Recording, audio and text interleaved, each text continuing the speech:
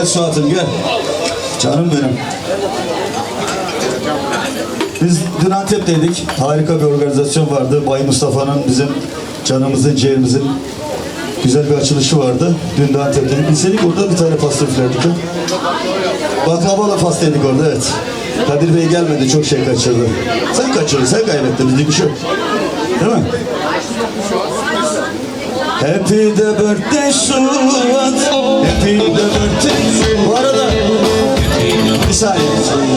Magazinciler hep bizi yazıyorlar, çiziyorlar. Biz de bugün onları biraz yazıp çizelim. Değil mi Kadir Bey? Şu kaşık var mı, çatal var mı şöyle?